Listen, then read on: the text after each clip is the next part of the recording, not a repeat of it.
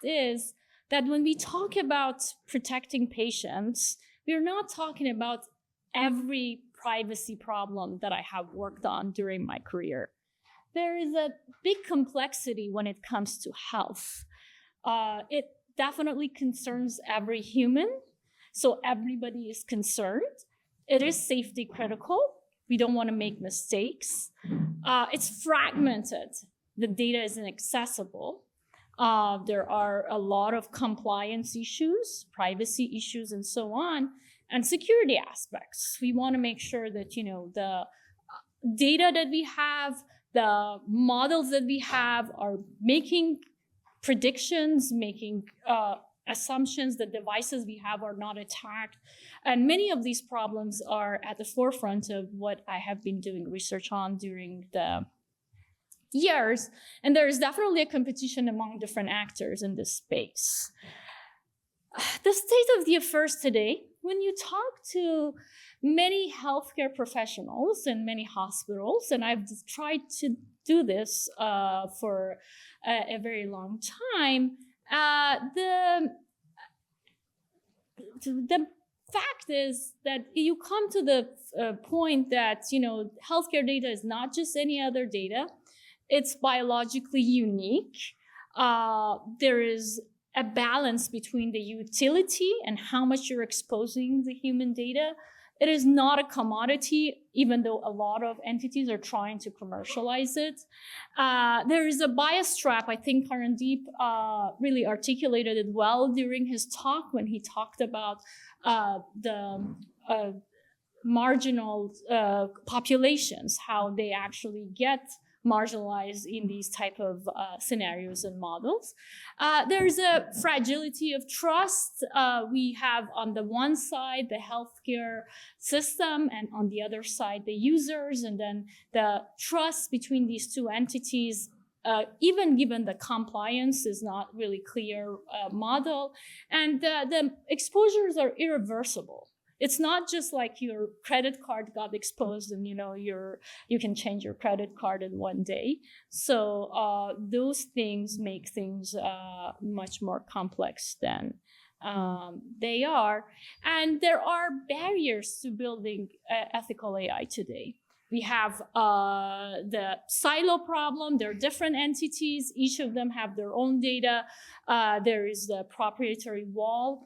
We can't really access it. There is the regulatory labyrinth. I sit on several standards for these technologies, and it is just so hard to navigate, even for people who are establishing these standards. There is a re-identification risk for the private data.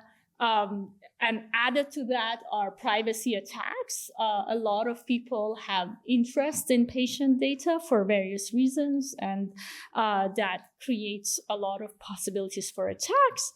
And then on the top of it, the data that comes from different healthcare providers and different health entities are not compatible.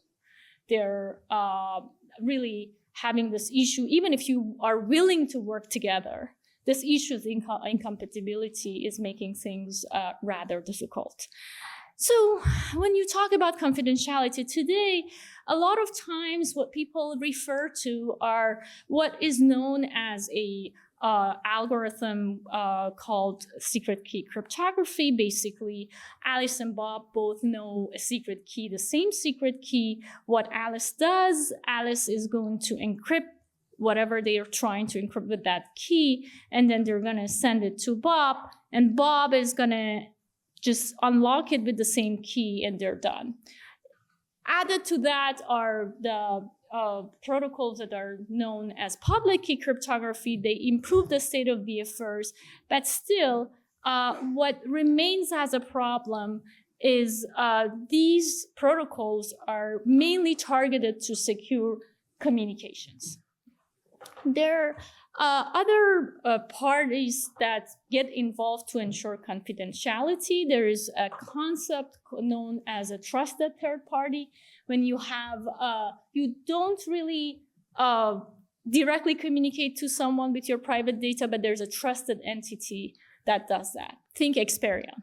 Like you don't share your credit history with everyone, but they contact that company to do this. And it has its own issues, as you have seen in the breaches and other things that has been seen.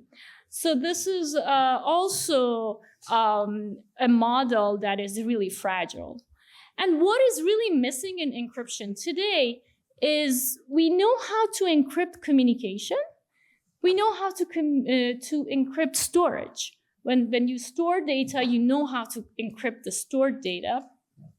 But what is really missing is the computing piece of the puzzle.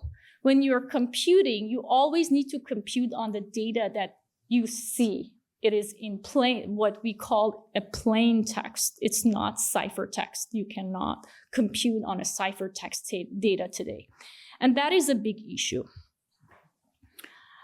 And I guess the great news is that there are protocols called overarchingly secure two-party and multi-party computation that work exactly like a black box magic. So here we have two parties, Alice and Bob.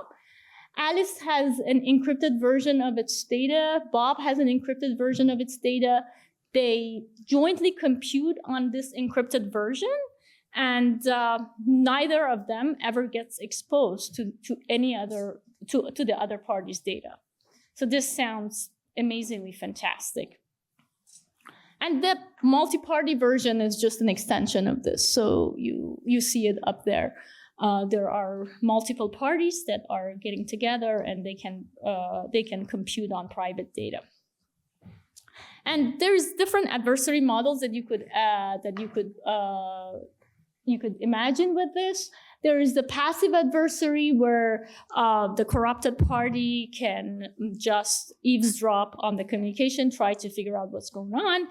There is the active adversary, where you just are one of the parties. You could actively deviate from this protocol and then try to cheat and get more information. And then there is the active adversary, which is covert. Like, so the detection of the misbehavior has to be with a consistent probability in this model. But I guess this is too much technical details. What I want to talk about now is the fact that we have the theoretical results to do this today. So there are these protocols called cryptographically secure multi-party protocols. And, this is, I'm just giving a very selected timeline of the amazing events that has happened in this field. Some of the brightest and most brilliant minds of our times have worked on this problem. In computing, there is something called Turing Award, which is equivalent to Nobel Prize in computing. And what I'm going to talk about are people who have raised the foundation for this field and have got this type of prizes. So I'm not gonna, since probably the audience are not very familiar with the field, I'm just gonna go through this, but rather quickly. The biggest breakthrough, one of the biggest breakthroughs in computer science ever came in 1976, when the public key cryptography was almost simultaneously introduced by Diffie-Hellman and Rivest Shamir Adelman. And after that, and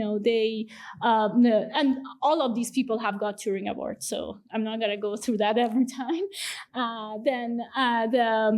There is like privacy by homomorphism that came on, then secret sharing, oblivious transfer, then Yao's garbled circuit, zero knowledge proof, and I guess, the only person who hasn't got a Turing Award is Craig Ganfrey, who invented this as a Ph.D. thesis in 2009, so he still has time to receive it. But what I wanted to say is that we're really living on the shoulders of giants. There are amazing math, amazing cryptography, amazing results for how this can be done. Now, the question is why it hasn't been done or not fully done. right? So I guess public key cryptography is used every day. You all use it every day. These are used for communication security, but what I talked about, computation security, is the part that is missing. And I'm not going to go through the details of this. This is too much details technically. But I wanted to talk about is provably privacy-preserving AI and how these protocols have really transformed themselves in recent years from really being theoretical to something that has become much more practicable. So I'm going to specifically talk about one of the protocols I discussed, which is used for both two-party and multi-party computation. It's called the Yao's garbled circuit protocol, for which, of course, Yao got a Turing Award. But here, I'm just showing a selective timeline. There was the protocol itself was introduced in 1982, but it did not. There was no way to practically implement it until 2004, and even then, it was really, really inefficient. And then, since then, we have seen a number of realistic compilers that have come to try to solve the problem. But there is a big problem with this kind of protocols, and that is they're computing directly on bits, on zeros and ones. And when you have a complex function, computing on bits, as you could imagine, takes a very long time. And I guess it was just a serendipity that I started looking at this problem with my hat as a computer engineer. Of course, as you know, as computer engineers, on a chip this small, we are able to do teraflops of operations. And that is because we know how to synthesize Boolean logic very efficiently into very compact spaces. And I guess I got very lucky because everybody else who has looked into this problem was either a software engineer or a cryptographer. They never really thought about, oh wow, like this problem can be solved. And this is when was the birth of TinyGarble, which is a project I initialized and worked with. And then a series of practical results came in the field where you could do this Boolean optimization very efficiently. And this was basically done by mapping to a hardware synthesis technique. And it brought in scalability and orders of magnitude compact presentation to the field. It could generalize to other private circuit-based methods. And we and others have built on that and enabled a lot of applications that have never been enabled before, including genomic matching, secure locationing, just matching of images. If you're familiar with the US residency match, that's a stable matching algorithm. So how could you compute on private data without ever sharing and without having a private party that does this type of matching? And several of these applications were enabled for the very first time after we introduced the scalable method. And I'm not going to go through all the details of this because it's probably not as much interest to the audience. We have a number of papers throughout the years on these topics. But the one that I wanted to specifically focus on is a problem that has been of big interest, and that is deep learning on private data. So here we have a user or a client and a cloud server.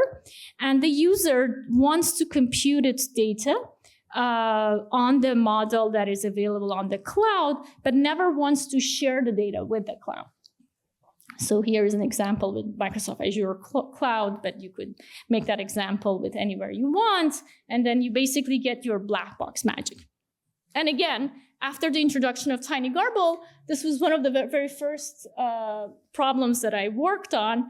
And I guess the logic was, we can now garble any computation. Why not computations in a deep learning? So basically, you just lift all the computations that happens there, and you go and you find the Boolean expression one by one, which was amazing because for the very first time we enabled this application. But again, as you could imagine, we are talking about networks with hundreds of thousands of parameters, and if you were just mapping to zeros and ones, good luck to have a practical implementation very fast, very soon.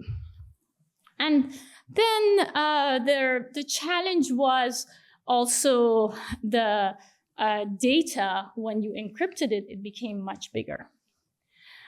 So there was basically delays that were associated with this because of all the computations that was going on.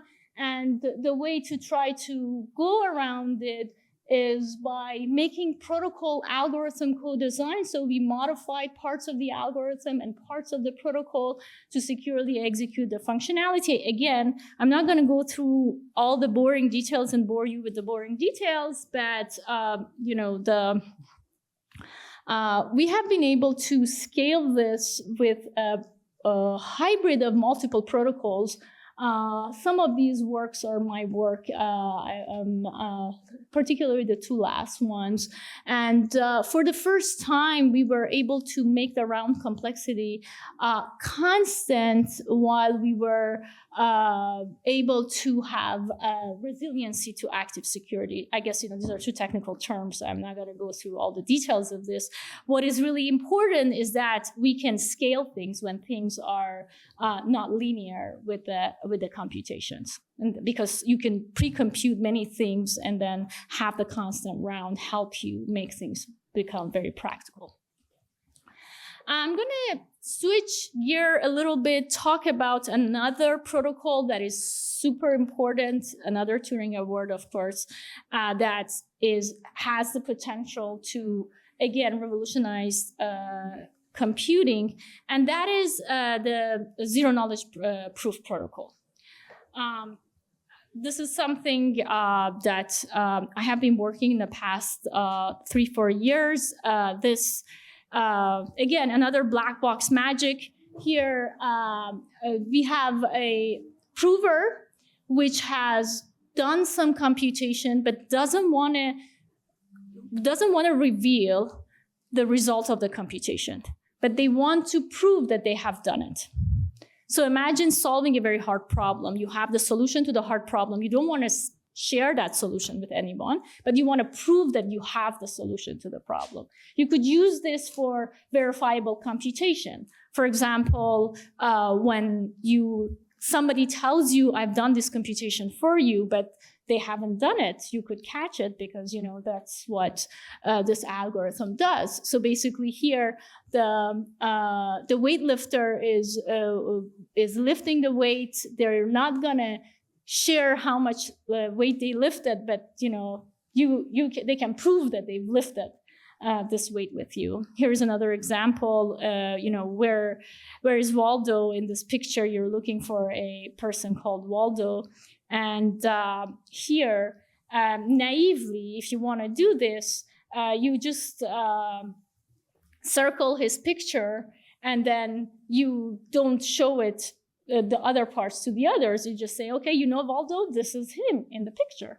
But obviously, this is a very naive solution. In cryptographic world, this happens in a much more sophisticated way, just to give you an idea of how this type of algorithm works.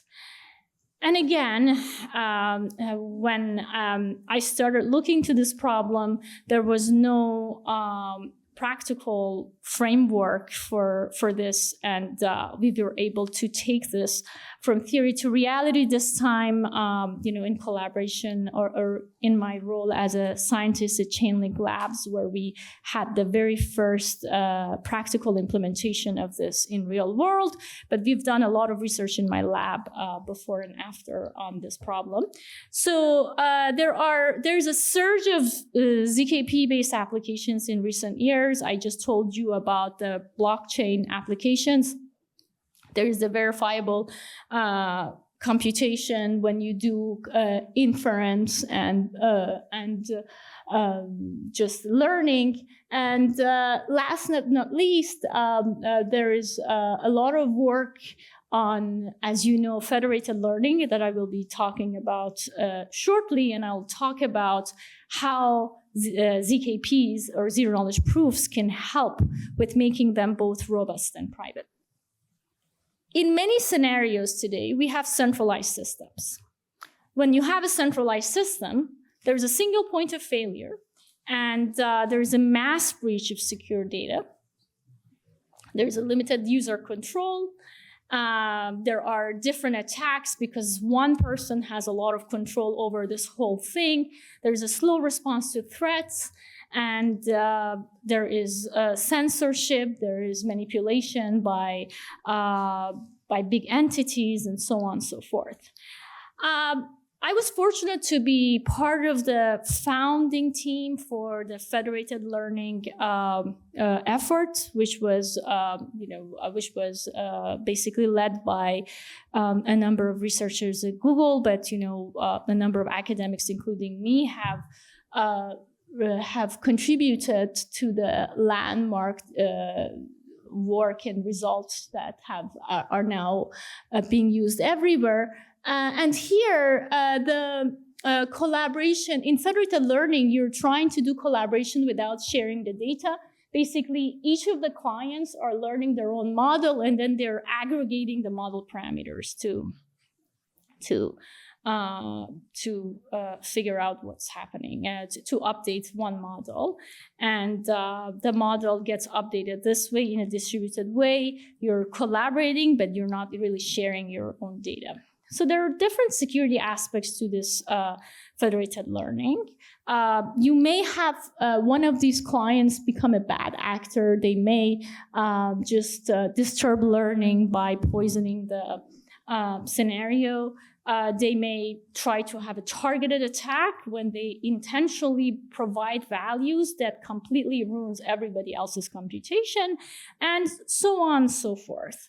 The main paper, one of the main results that has really helped the federated learning get a lot of traction was these methods based on that are called privacy-preserving federated learning, where they try to do aggregation, which is basically a summation in a private way, so you can sum up values and use the sum without knowing the individual components, but you really don't get to know the individual components. And this is great because it works really well. It's a simple algorithm. It can scale very well. It has been beautiful. What was missing in the original algorithm, and that's where algorithms such as zero-knowledge proof that provide verifiable computation help with, is the fact that if somebody is lying or somebody is providing a poisonous update, if you're doing all the computation in private, you would never be able to catch them. So that becomes a huge robustness issue. And that problem is really central to safety of these type of federated learning scenarios. It's not just targeted poisoning or poisoning, but also outliers. So if you have outliers and you're building a federated learning model, you're very prone to this type of scenarios. So attacks during local training, attacks could happen during, the data reconstructions and redistribution and so on and so forth. Here's some work we did with privacy-preserving federated learning, which is resilient to Byzantine attacks, where you have this type of deviations in sets of data. We were able to address this problem in malicious threat model by incorporating zero-knowledge proof. Basically, you don't see the value from people, but you get a proof that this value was robust and within the range that you were looking for. That's the overarching idea. The details of the algorithm will be boring to you, but it scales sublinearly with respect to the number of clients, and it's able to remove outliers. Basically, again, a little bit too technical of a term, but rank-based statistics are one of the main methods used to overcome outliers in scenarios. Now, this was a bit more simplistic than what we are really looking for in pending and future systems. We are talking about federated learning, and we will not just have people, we will have agents. We want to have agents that are, as was mentioned, are able to do health for us, like the previous health decisions or health consultation for us. You want to train these without sharing data, but you want to collaborate among these actors. Things are not as static as it was in the federated learning scenario I originally shown. So this dynamism makes a lot of things super challenging. The inference also becomes a bit more challenging. And what is really important in these systems where are agentic based, and you could have these automated agents that are able to collaborate but don't share the data, is you could actually multiply, or you could have a lot more without further experts, and then you could basically multiply yourself to ensure scalability. Okay, the challenges in distributed collaborative learning systems are not just the ones I mentioned. There are a lot of challenges with secure data transmission, adversarial attacks, model inversion, transparency, access control, regularity, compliance, and others. I'm not going to have time, or I don't actually work on all these problems myself, but if you're interested to discuss, I'm happy to talk about. So really, what I want to say is that secure distributed collaborative AI is here and it's going to stay. And we have several technologies that can help with making this. And technology I didn't talk about today is trusted computing or secure enclaves, which has its own advantages and disadvantages. Things I talked about were zero-knowledge proof, secure multi-party computation, and I didn't talk about homomorphic, but hopefully in another talk I can, if I ever get invited again. So another type of learning that we have looked at is split learning. Here, scenario is a little different than the federated learning. In that federated learning, the whole model gets updated by distributed clients. Here, you basically split the network or split the learning parts of the network to different clients, and it works actually well when you have non-IID data. It works better than federated learning in terms of convergence, and then you try to calculate loss and then do a distributed backpropagation to try to have a convergence and have the forward client model. Again, here is a threat model where you could have untargeted poisoning and targeted poisoning attacks similar to the federated learning approach. And the problem here in federated learning, we had some sort of a check from other learners for comparison. Here, we don't have that because different parts are learning different things. And this was, again, a huge challenge. We looked into another zero-knowledge protocol to solve this problem for split learning. Recently had a paper at the CCS 2025, which is a top conference in security privacy, if you're interested in taking a look in that. And there are and then we did a proof of concept in a huge data server and on edge devices in our lab to make sure that this is practicable. again. Last but not least, I wanted to just talk about or brush upon a very major challenge, and that is the data. Basically, we are running out of data. As you know, a lot of data that we have now is synthetically generated, and the problem is not improving, but this is mostly about the surface data. We have 95% of the data actually is what is called in deep web. And deep web are data that is just password protected. Your data in the hospital, health records, emails, financial records, things that you can never access, or at least visibly access and try to get a control of. And the question is, can we use this data without ever exposing it? Can we use it for inference? Can we use it for learning?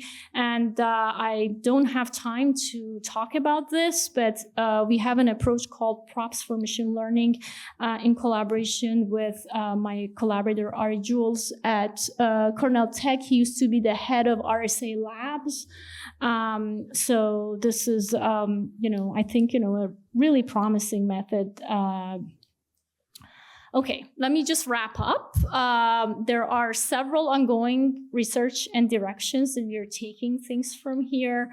We talked about, I briefly talked about autonomy and autonomous agents. You could also use these autonomous agents to automate security, streamlining zero-knowledge proof, secure multi-party computation, and other things. And this is some of the work that we are doing now.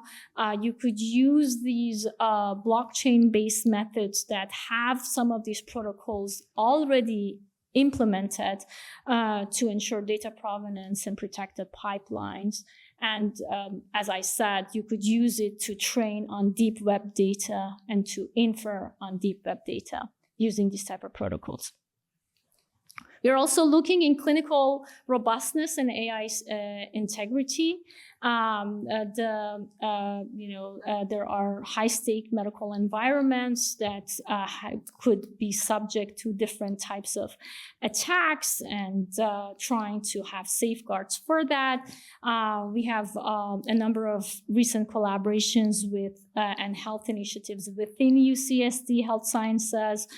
Some of the problems we are working on are focused on federated learning, when you have data from different hospitals across not just UCSD and not just UC system. We're even trying to go outside that and try to do that. And then edge security, when you have embedded devices, when you have patients that are relying on those type of devices before even going all the way on the cloud. How do we address some of those problems?